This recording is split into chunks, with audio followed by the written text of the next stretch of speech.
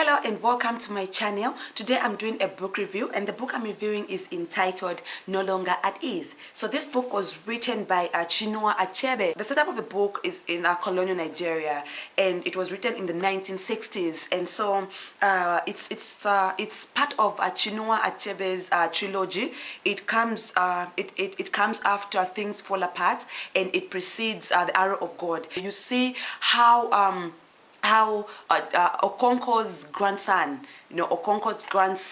Obi Okonkwo, Obi Okonkwo, navigates life through the colonial period and all. And so I should also make mention that this book talks about the Igbo culture, so Igbo Kwenu. And so the book starts with a trial. Obi is in trial, and from there now we go back to how Obi was given a scholarship to go and study abroad in Britain, because the country was colonized by Britain, by the British, and so they needed to know how to navigate their life through in that colonial period with their colonial masters. And so we see how the Umofian community, came together and picked on Obi to go and study law in Britain. And so this is a group of people that left their villages, and then they came to Lagos, and they formed this Umofian community because they come from the same village. So they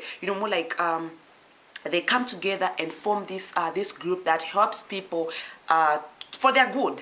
And so we see how Obi Okonkwo is awarded this scholarship to go and study law in Britain. But then when he goes to Britain, instead of studying law, he studies English. He majors in English.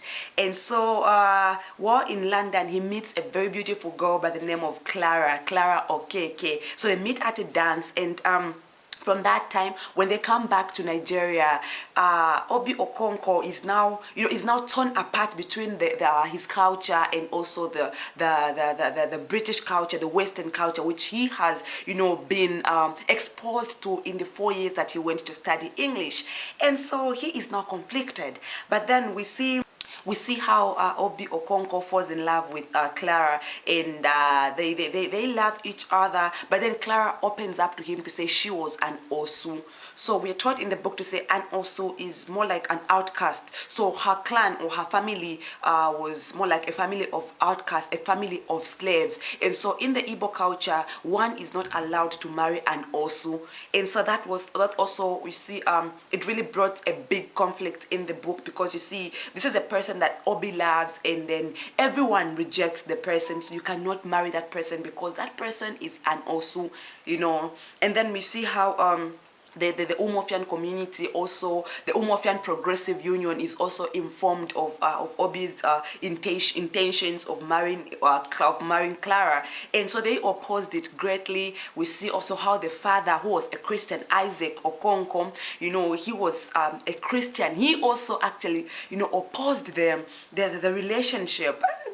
And it kept me wondering, to say, as Christians, and just supposed to, as long as somebody is a person, you don't really need to look at somebody as an outcast, because we believe everybody was made in the image of God, and we're all equal in the image of God. But when we see Isaac Okonkwo in this book, objecting to the marriage of the son. So this one, this point really, it brought out the point that regardless of being a Christian, he was a man of the tribe to the core. And so then we see how all these things started just unfolding, and Obi was taught to say he cannot marry the love of his life. So in as much as it was breaking, in as much as it was hurtful, Obi had to tell Clara to say this is what everybody thinks. They decide to end the relationship, and actually Clara now discloses to Obi to say she was pregnant.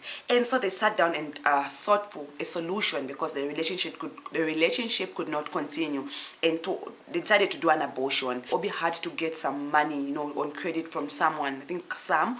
He had to get money from Sam, and then paid someone to perform that abortion on Clara. So it didn't really go well.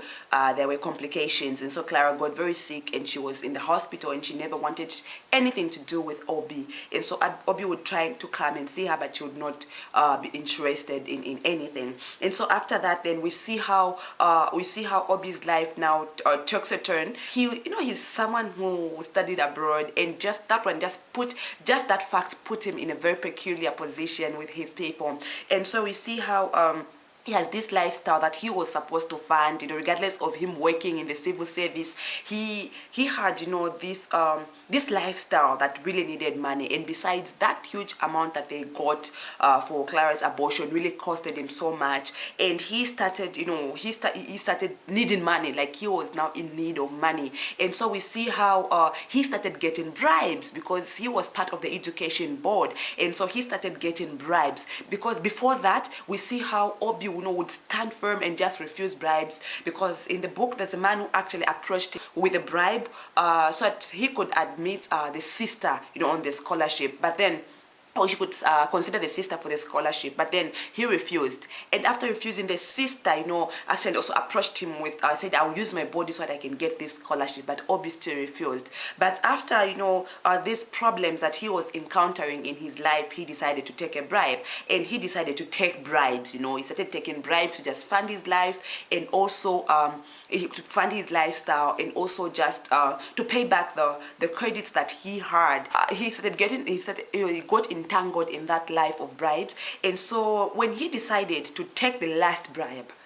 then he was caught, because the last bribe that he took was it was marked money, and it was part of a sting operation that was just trying to uproot corruption in the system. And so we see how he got conflicted, he got caught in that web, he was persecuted. So we see how Chinua Achebe really blends the titles of corruption, influence of education, the Western culture, and also the Igbo tradition in something that is very interesting. And so I believe that that he really did a good job in that. And also some things that really stood out for me, the characters were so, the characters and the story, they were so engaging. And I also learned a lot from the Umofian Progressive Union, because you see, I think it's very important for a community to come together and help its people, achieve something, or just to meet a common good. Because you see, there's some things like there's some things that we can achieve together.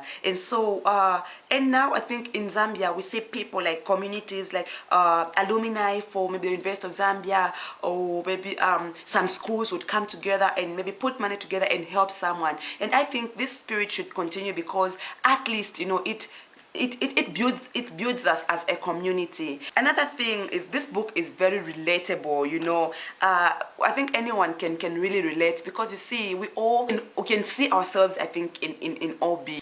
This was a very promising young man, he goes to study and he comes back with these ideologies and everything, but he kept making mistakes. And he was lucky, because the people or the union, always kept forgiving him, because even when he faced trial, they still came together to see how they can help him. So he was really lucky, but then the choices that he kept making always just lets people down. So I think as young people, we should also learn something from this, to say sometimes some things lie in our choices. It's about the choices that we make. We need to make a difference. And so then it also brings out the corruption in Africa. It's so sad, because you see the way corruption is really portrayed in this book, and the way the British in the book would talk about corruption, would talk about corrupt Africans, would talk about this and that. And I think it's not right to just say Africa, because I believe corruption is everywhere. Because just recently we've heard from international news how some ministers were apprehended for corruption, for corrupt activities. And so I believe corruption is it's just inhuman. Like it shouldn't really be just should be characterized with a certain group of people. It's in human beings, and people should fight that. So it's not just that it's just Nigerians, but I think it's everywhere, and it's something that we need to put our hands together and just fight. I think also the influence of education. When he came back from Britain, you see how his lifestyle just changed. One day he was called for, I think, a party, and he shows shows up in a sleeveless shirt, and you know, everyone was dressed in this Igbo, you know, these Igbo outfits and everything. So, and people kept forgiving him.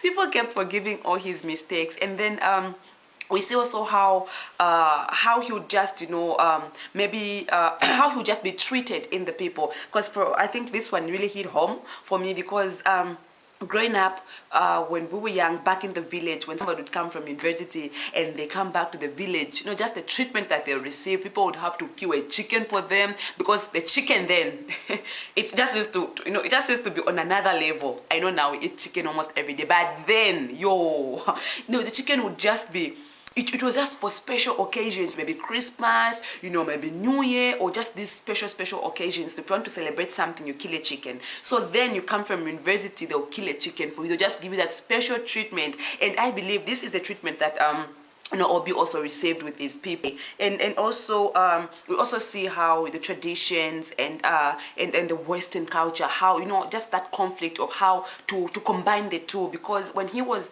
studying in Britain, he was, you know, he had this picture of Nigeria. He said, when I go home, you know, all those things. But then when he got home, the picture was different. And so he tries to incorporate everything, you know, the lifestyle and everything, and we see him getting a bride. And so one of the funny things that really stood out for me was the prayer that Sister Mary was pointed at to pray. And so in her prayer, I'll just read a few things that really made me laugh in her prayer. And it reads, "O God of Abraham, God of Isaac, and God of Jacob, the beginning and the end, without you we do nothing. The great river is not big enough for you to wash your hands in. You have the yam and you have the knife. We cannot eat unless you cut us a piece. We are like ants in your sight. We are like little children who only wash their stomach when they bath, leaving their back dry." You know, I was like, what sort of a prayer is this? I really laughed. So it's a book that also incorporates humor and just, you know, so much wisdom. So I was so happy to read this book, and I hope you've also learned something from the book. So if you read the book, what lessons did you learn? What really stood out for you? Let's share, and don't forget to comment in the comment section down below what really stood out for you in the book, and what lessons, or if at all you'd like to read it or something, because I know these classic books are really a foundation of African literature. And you know, today we are able to read a lot of literature because we are standing on the shoulders of giants, you know, because at least the people that were there before us wrote good and did a good job. So I think we'll end the review here. Thank you so much for watching up to this far, and I'll see you again in the next video. Goodbye.